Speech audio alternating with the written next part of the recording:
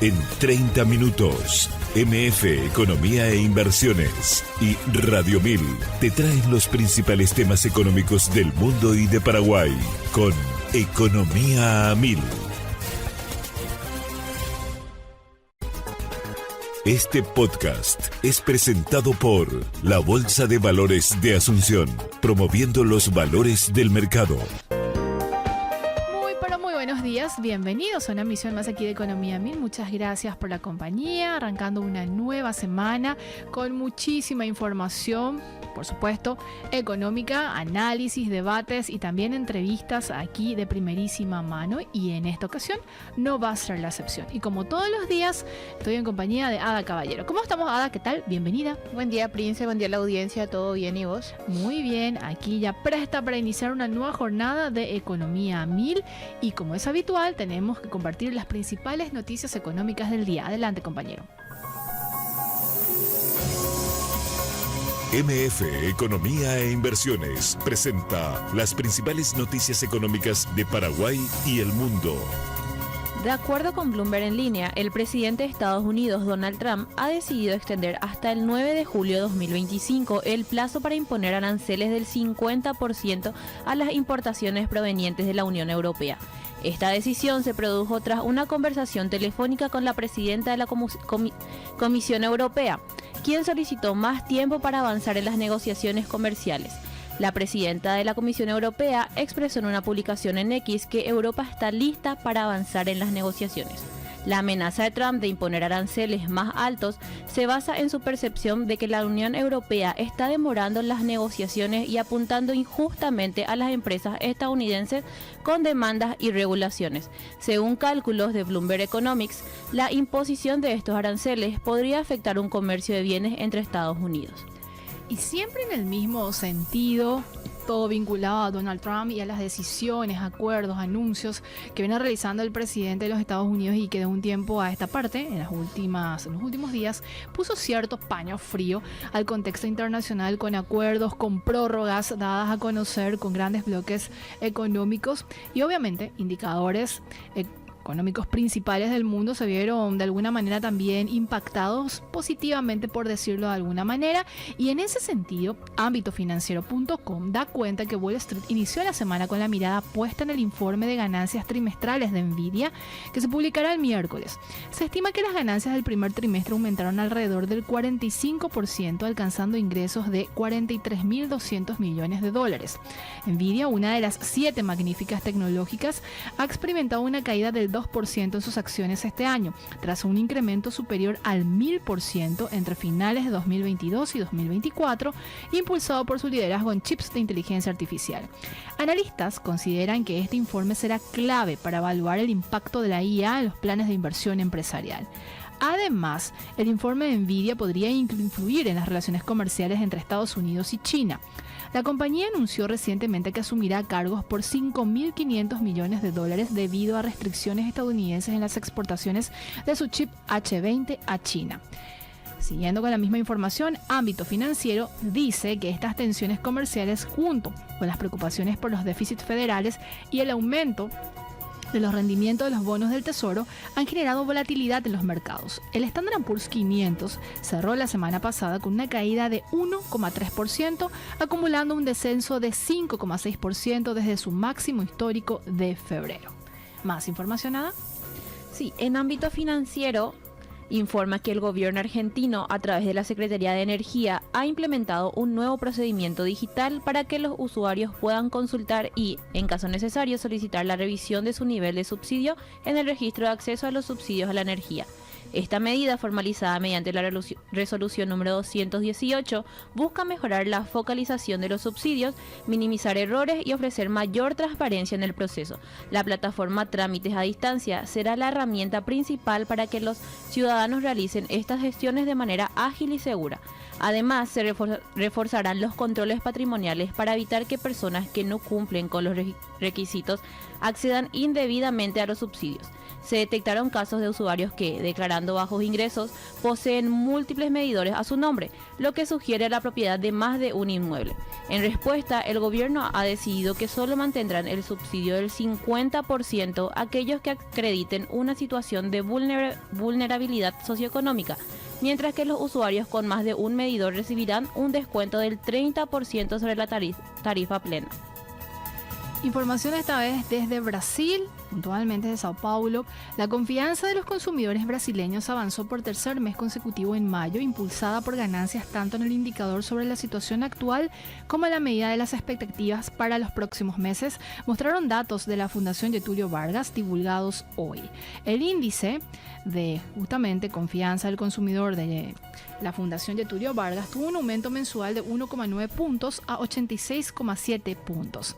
El tercer aumento de la confianza del consumidor parece señalar una tendencia de recuperación gradual de las fuertes pérdidas incurridas entre diciembre de 2024 y febrero de este año, motivada por la mejora tanto de la percepción actual como de las expectativas para los próximos meses, dijo Ana Carolina, economista de la Fundación, en un comunicado. Agregó que en mayo el aumento se difunde entre los grupos de ingresos e impulsado principalmente por la reducción del pesimismo del indicador de situación financiera actual de los hogares. Así que datos positivos que también se dan a conocer desde Brasil.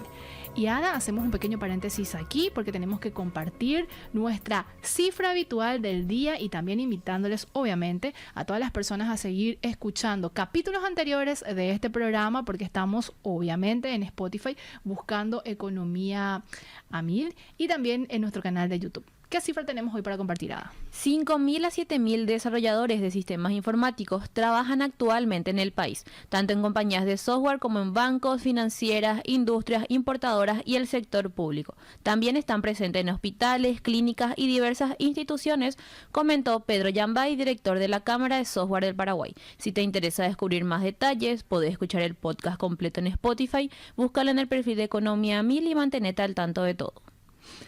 Le reiteramos a la gente, Ada, que puede escuchar nuevamente todos los capítulos anteriores en Spotify, buscándonos como Economía 1000.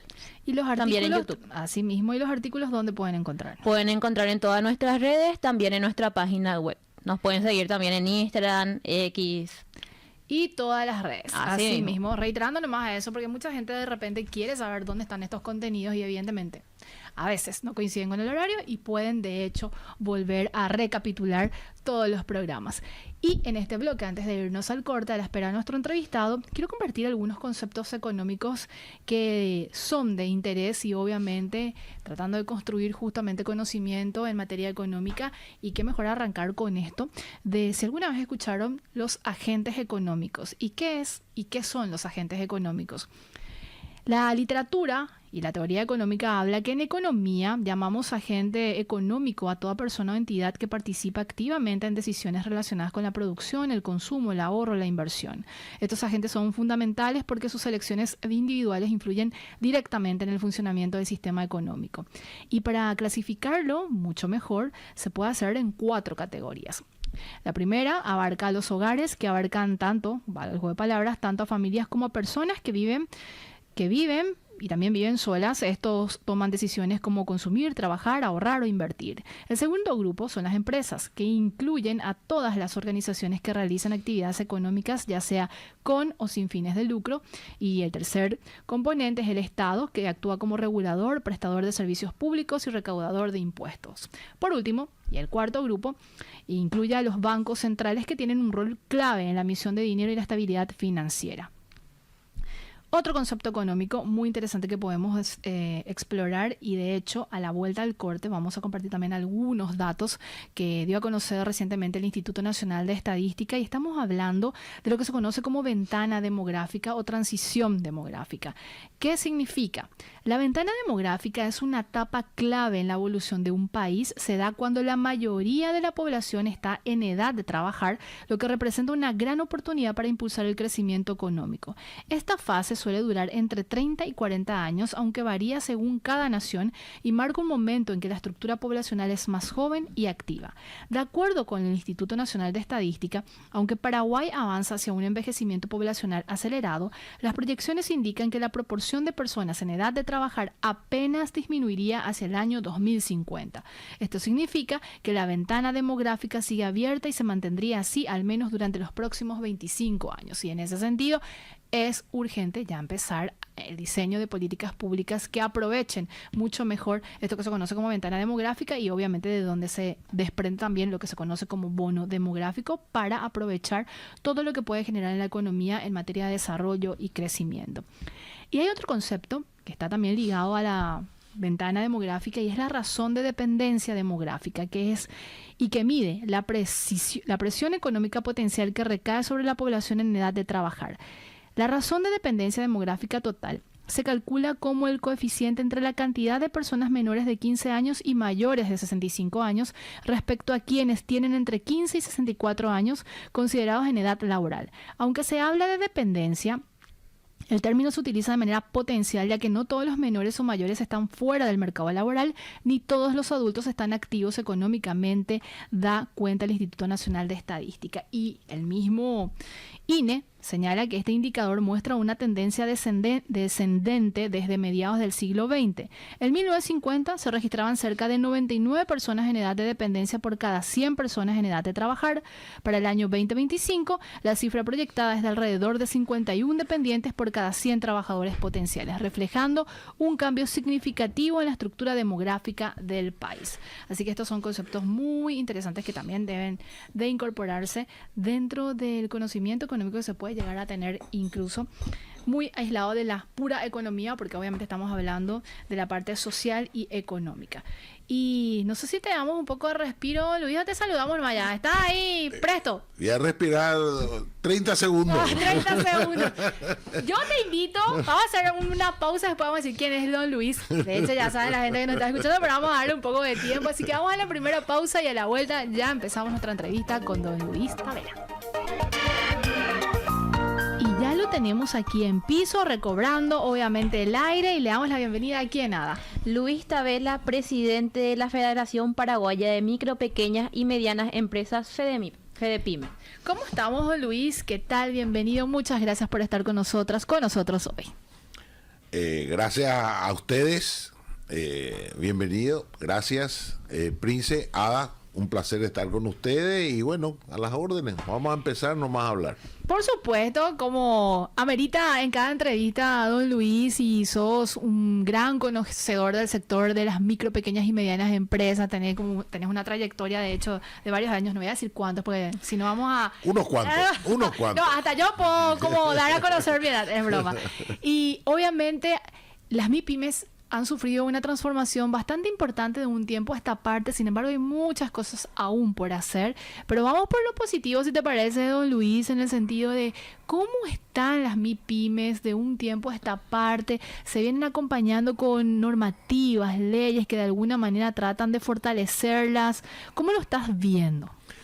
Mira, yo creo que después del 2020, después de la pandemia, hubo un giro hacia el sector MIPYMES. O sea, como que el cerebro del Estado dio un giro.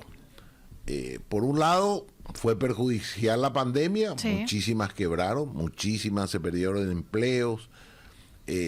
O sea, fue bastante negativo, pero también fue una oportunidad porque se puso en la mesa de trabajo la importancia del sector MIPYMES. Empezaron a ver estudio donde se definió cuánta gente trabaja en el sector, cuántos son micros, cuántos son pequeños, cuántos son medianos, cuál es la problemática, la informalidad. O sea, se empezaron a hacer un montón de estudios y hoy el sector MIPYMES tiene visibilidad. De hecho que la federación fue un producto de la pandemia, ¿verdad? Hoy tenemos 20 gremios asociados dentro de la federación y bueno, también nosotros estamos acompañando esto. Hicimos un montón de estudios con la Unión Europea, con el Viceministerio de MIPYMES, conseguimos que se apruebe la modificación de la ley MIPYMES, que es una ley que tenía 10 años, que no se utilizaba. Conseguimos que se firme el decreto en el mes de enero. Y ahí hubo una etapa de 90 días para trabajar en la reglamentación. Y ahí es donde volvimos a tropezar, porque hay muchas instituciones y ministerios que no terminan de ponerse la camiseta del sector MIPYMES. ¿Por ¿verdad? qué, don Luis? Y lo que ocurre, la verdad que no entiendo. Al Estado en general, no digo este gobierno, sino en general, todos los gobiernos, como que les gusta que las cosas queden como están.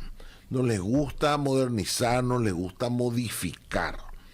Y esta modificación que nosotros hicimos de la ley MIPYMES permite, primero, un acceso mayor a la formalización, permite un montón de ventajas, sobre todo a la micro y pequeña empresa.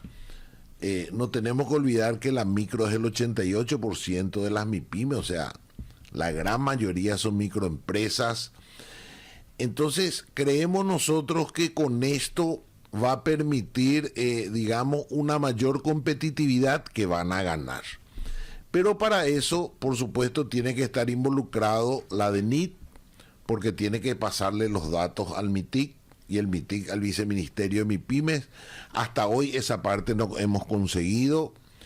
En la ley del 2012, que fue ratificada en esta ley de 2025, está FONAMIPE, que es un fondo donde el Estado le tiene que pasar casi 5,5 millones de dólares al Ministerio de Industria y Comercio. ¿Eso como capital inicial Por año. Por año. Por año. Como capital, digamos, como para elaborar todo lo que sea proyectos.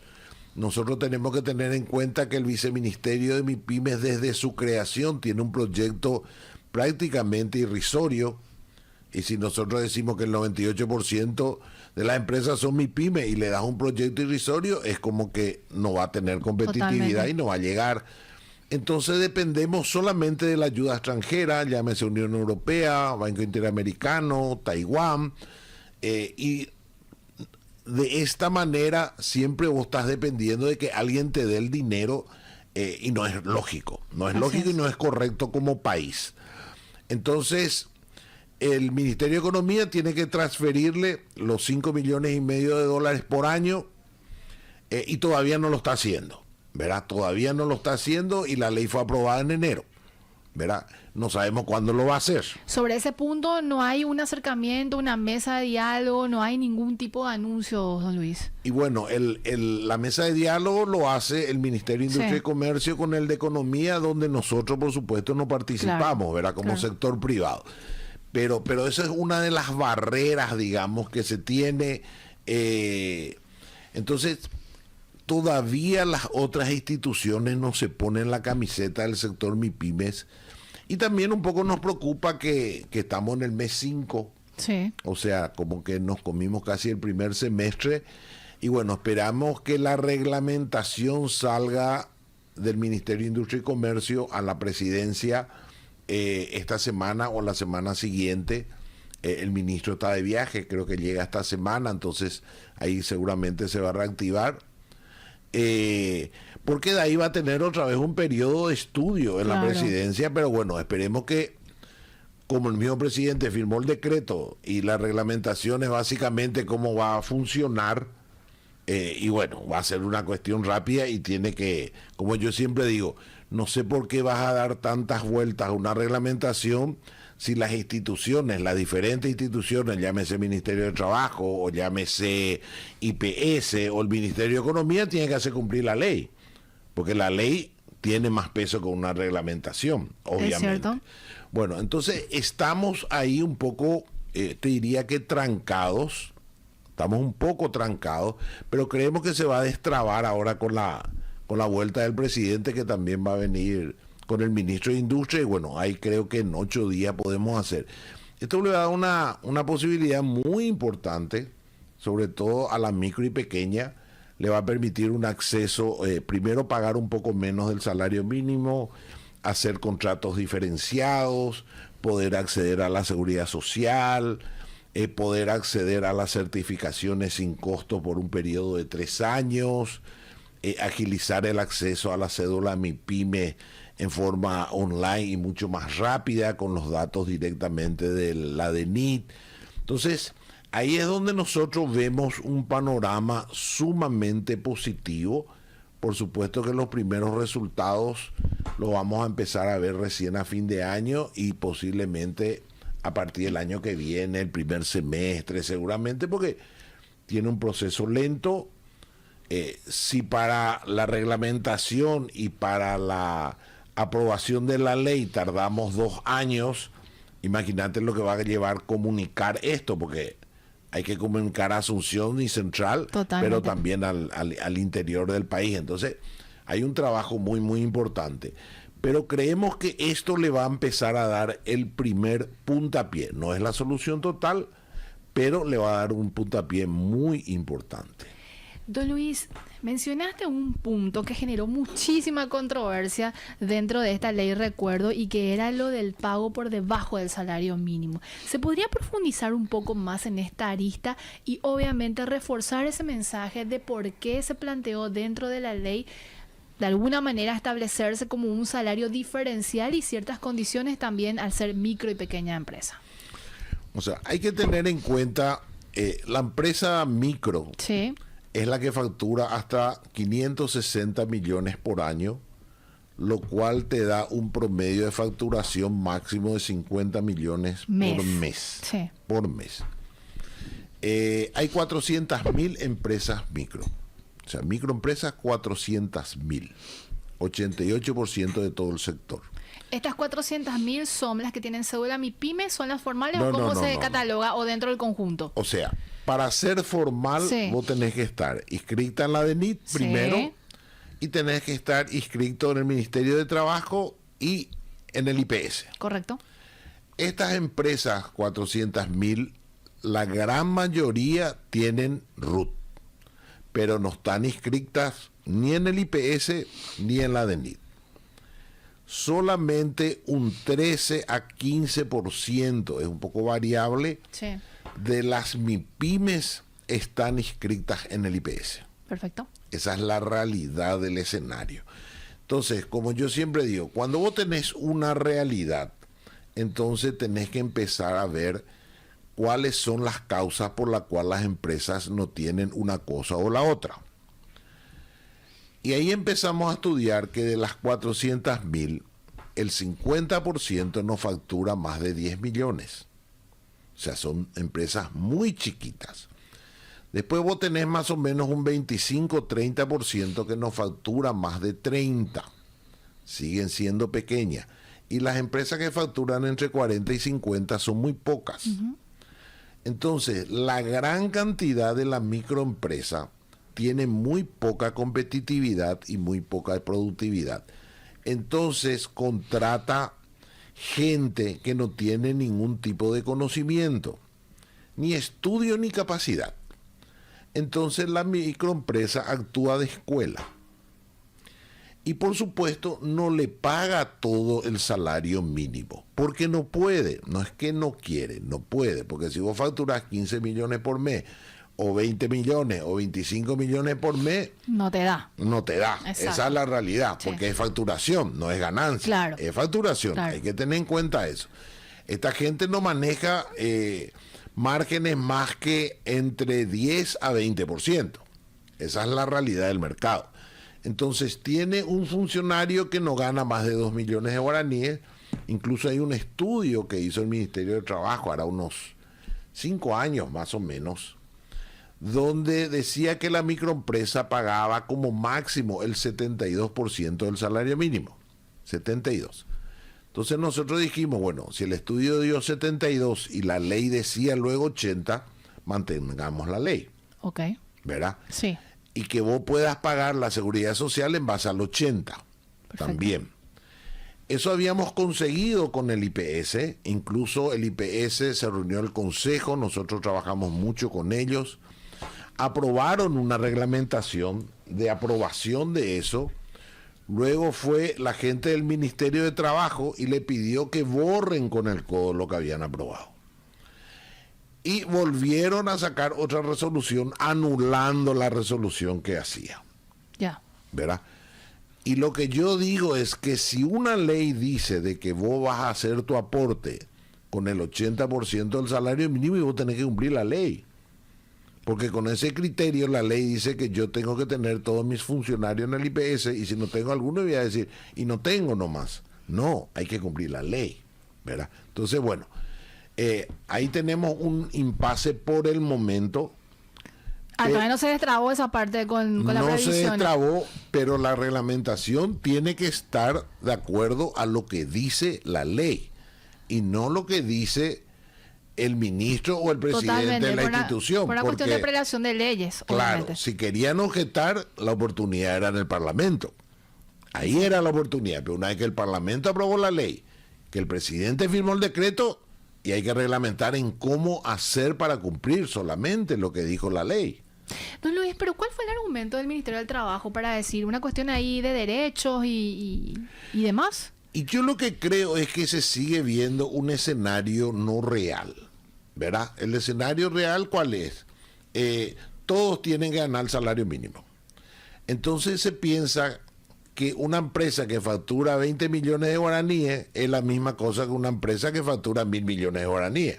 Y no es así. Y no es así. Totalmente. No es así. Las condiciones, la competitividad, el tipo de gente que vos contratás, porque yo te digo, una empresa mediana o una empresa grande, cuando vos vas a contratar a alguien, como mínimo te pide 3 años de experiencia. Sí. Y posiblemente algún cargo universitario, algún título. Pero una microempresa no te pide estos condimentos. Entonces el acceso de esa persona te lleva 6 meses capacitarle y que aprenda. Y hoy tenemos que tener en cuenta 2 factores. Uno, dato del Ministerio de Educación. De cada 10 chicos, 7 no comprende lo que lee. No comprende lo que lee. Y el otro caso, de que esta última generación y la anterior no se queda en el mismo lugar de trabajo por más de 1.5 años a 2. Correcto. Entonces, ¿qué es lo que nosotros decimos? La microempresa le enseña a vender o un oficio o manejar una máquina y cuando aprendió salta a una empresa más grande que le va a pagar un salario mínimo o más que un salario mínimo. Entonces la microempresa es una escuela.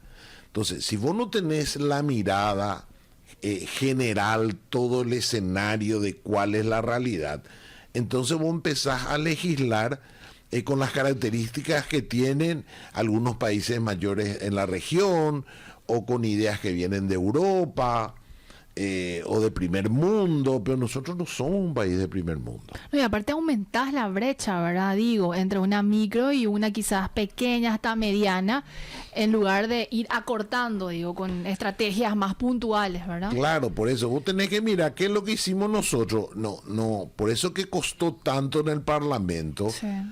Porque llevó muchas reuniones, más de 15 reuniones con los técnicos, con los senadores, para explicarle la realidad del mercado. Porque cuando vos ves todas las noticias económicas, siempre se habla de la macro. Entonces, cuando vos todo te entra macro, el crecimiento, el 4%, el 3.8%, etcétera, pensás que todas las empresas. Y esas empresas que están en la macro no llegan al 1%. Porque solamente el 2% son empresas grandes en nuestro país. Pero los que manejan y nivelan la macro es el 1%. O sea, tenemos 98% que es muy diferente.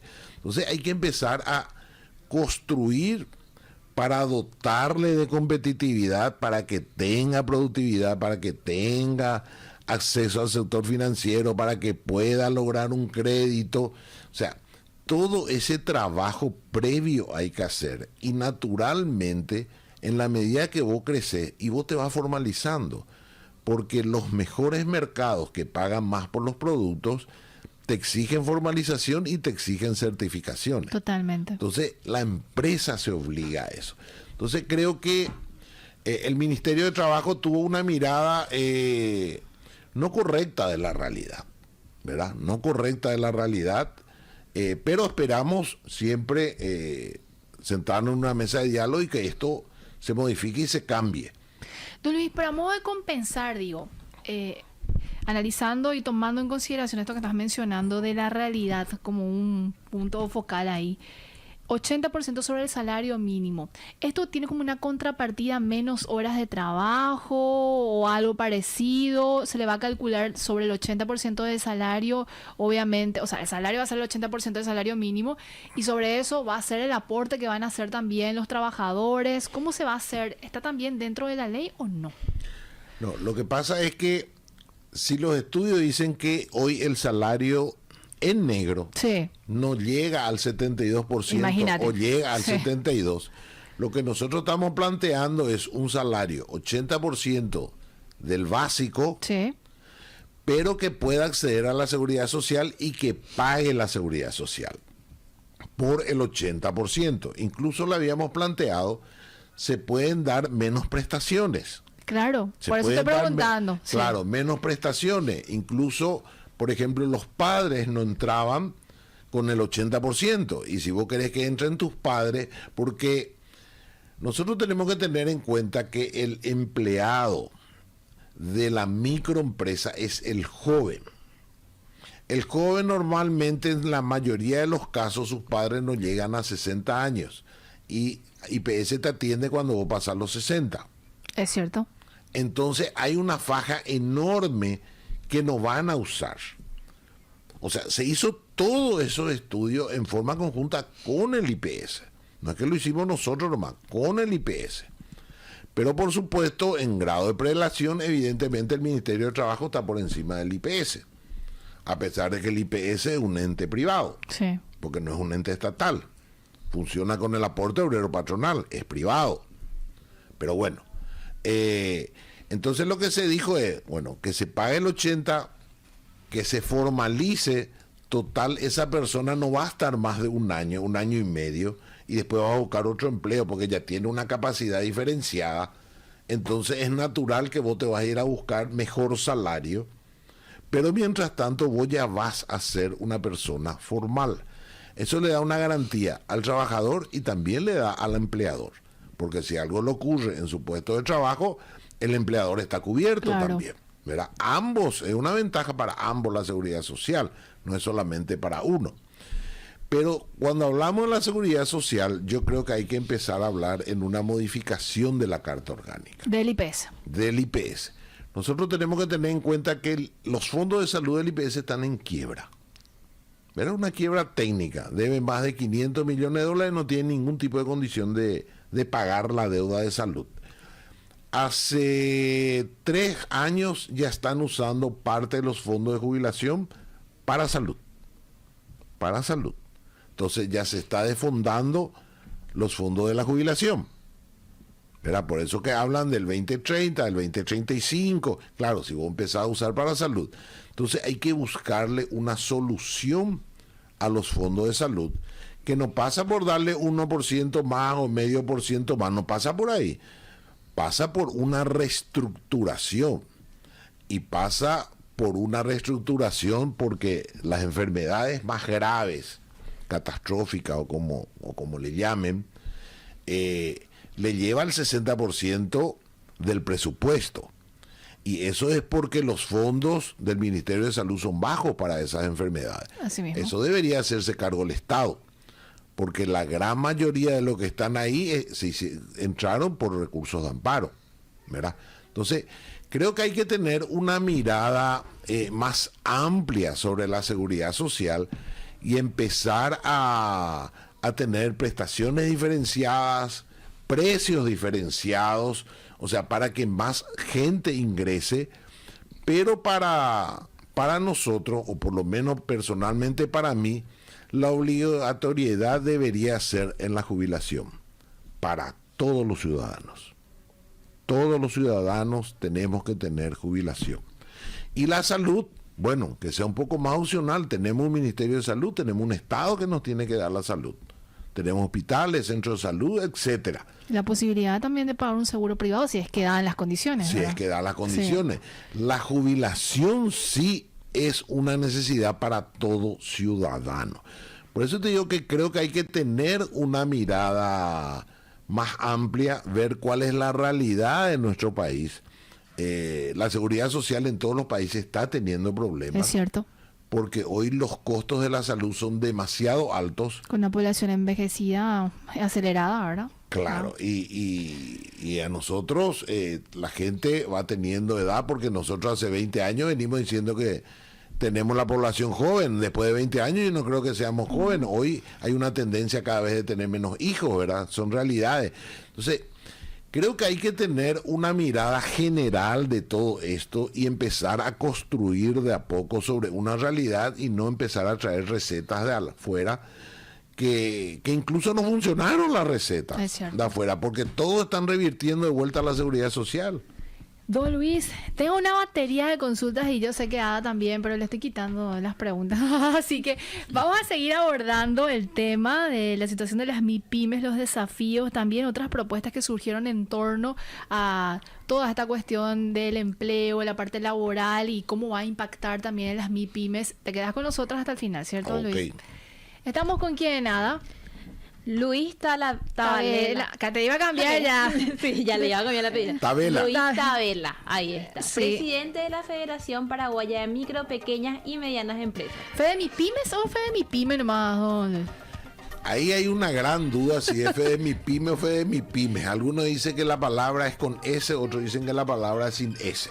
Pero la federación dijiste que está aglutinando como a 20 gremios, 20, ¿cierto? sí. Así es, ¿verdad? 20. ¿Y si se cuantificó en materia de mano de obra, de gente vinculada, directa e indirectamente? Yo te digo, no te puedo decir en la federación porque vos sabes bien que un gremio, por ejemplo, del sector gráfico, a lo mejor son socios de la Cámara 50, pero realmente hay 2.000 del sector gráfico. Claro. Por ejemplo, almacenero, siempre pongo de ejemplo, datos, son 50.000 almaceneros en todo el país, despensas, almacenes, etcétera, autoservicios. Y en la Cámara a lo mejor estarán 100. Claro. ¿Verdad? Entonces... muy variable, no se puede decir. Claro, yo te diría que nosotros a lo mejor tenemos el 50% de las asociaciones, porque tenemos básicamente 3 asociaciones del interior, una de Pedro Juan Caballero, 2 de Alto Paraná, y el resto son de Asunción. Pero asociaciones de MIPYME hay un montón. ¿Y cuán importante es pertenecer a un gremio para tener mucho más fuerza con pedidos y obviamente acciones y más todavía con el mundo de desafíos que le espera a las MIPYMES, don Luis? Así mismo. Vamos a ir abordando justamente lo que está pasando en este sector a la vuelta del corte.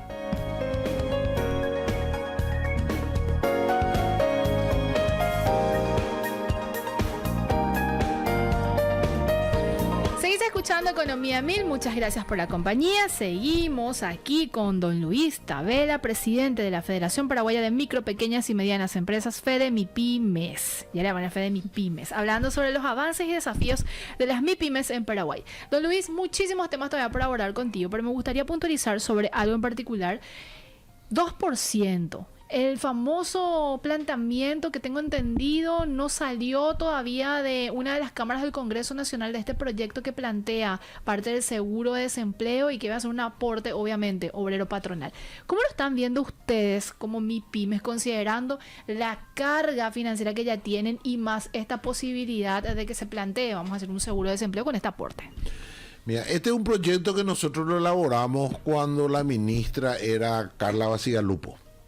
Pandemia. Sí. Y fue una consecuencia porque las empresas quebraron, cerraron, no había forma de pagarlo a los colaboradores y bueno, y salió todo el fondo de ayuda, etcétera. Entonces habíamos planteado nosotros que del 2,5, o sea, 1,5 que paga el sector empresarial para CENEPA y el Ministerio de Salud. Sí.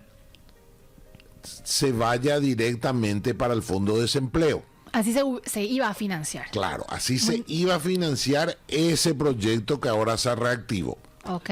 ¿Qué es lo que ocurre? Ese 2,5, 1,5 más el 1 que iba al Ministerio de Trabajo, absorbió ahora el IPS.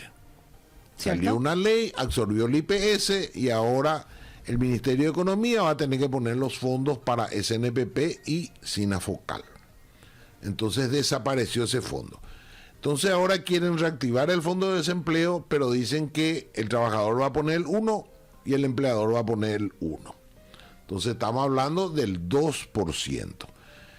Y lo que realmente se está buscando es un aporte adicional al IPS porque su fondo está quebrado. Entonces, todo lo que vos pongas es igual que tirar en un pozo sin fondo. Porque el problema pasa por otro lado, pasa por una reestructuración de la Carta Orgánica y del Fondo de Salud.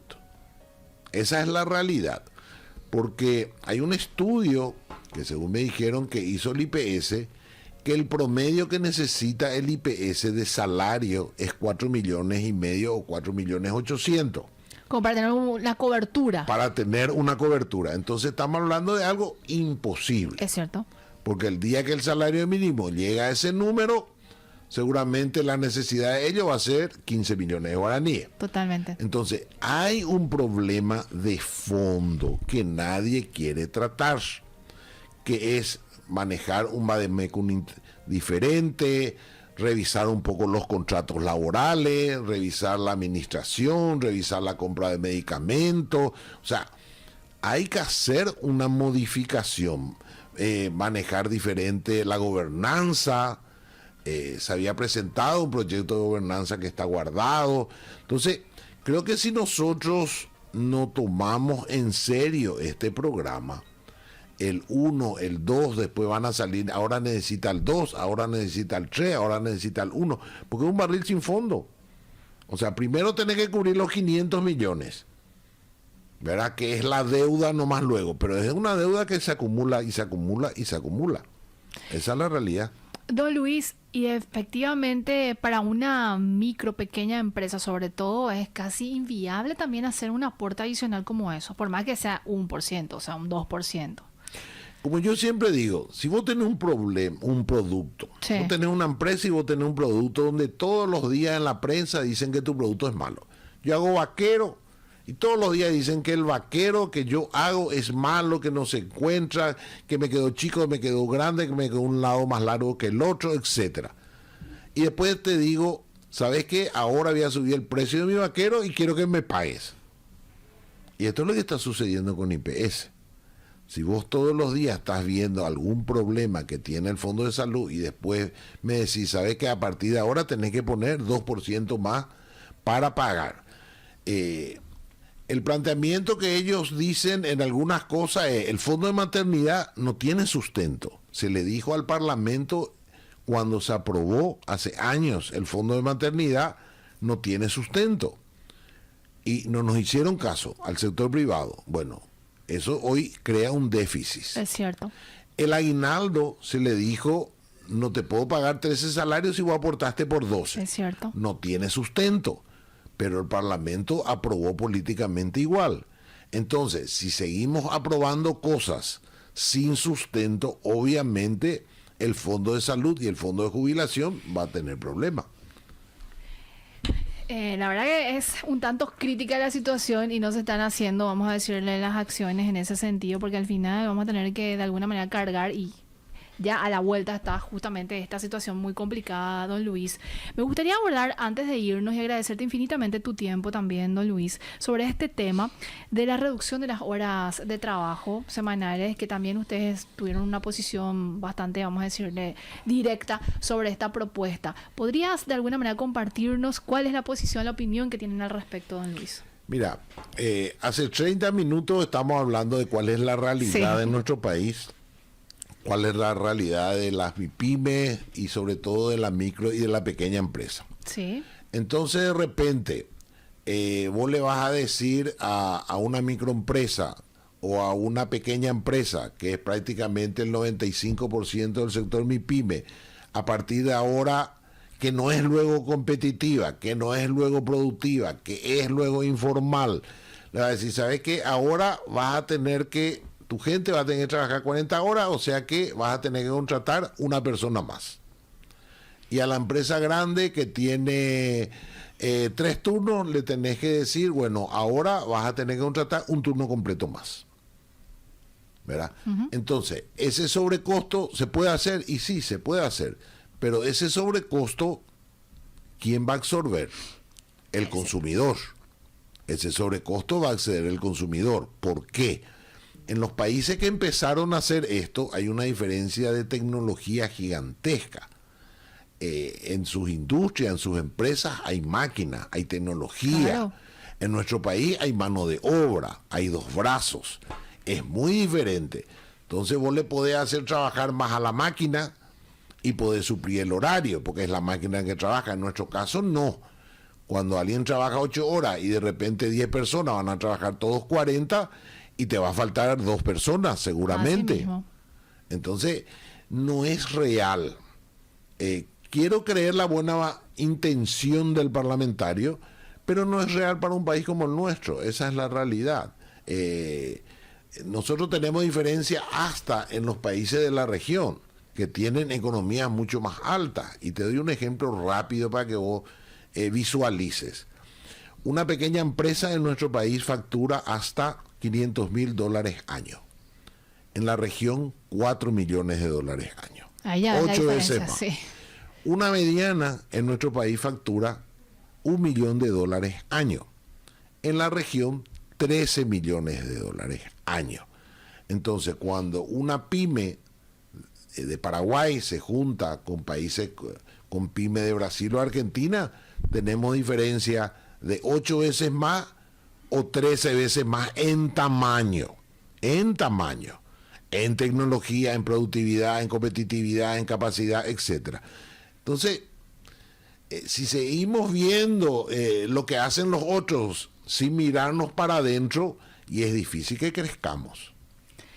Don Luis, muchísimas gracias por el tiempo, que tengas un excelente inicio de semana. ¿Dónde la gente puede encontrar más información sobre la Federación de MIPYMES? En la página, ¿Sí? la página nuestra, www.fedemipymes.com.pi. ¿Los gremios pueden asociarse a la FEDEMIPYMES? ¿Tiene como un proceso? No, básicamente lo que pedimos nosotros es el estatuto social, obviamente, y bueno, después nos firman una solicitud, la lista de la comisión directiva, obviamente, para ver con quién estamos, y son bienvenidos. Cuando más seamos, Totalmente. más fuerza vamos a tener y más fuerte vamos a poder golpear la mesa. Así mismo. Don Luis, muy feliz día.